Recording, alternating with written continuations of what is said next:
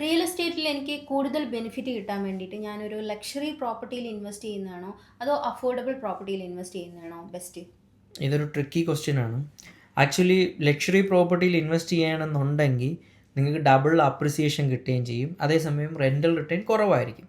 Affordable പ്രോപ്പർട്ടിയിൽ invest ചെയ്യണമെന്നുണ്ടെങ്കിൽ appreciation എന്ന് പറഞ്ഞു കഴിഞ്ഞാൽ നമുക്ക് അതിനനുസരിച്ചുള്ള അഫോർഡബിളിലുള്ള അപ്രിസിയേഷൻ മാത്രമേ നമുക്ക് എക്സ്പെക്ട് ചെയ്യാൻ പറ്റൂ. പക്ഷേ 8-9% നമുക്ക് റെൻ്റൽ റിട്ടേൺ കിട്ടും.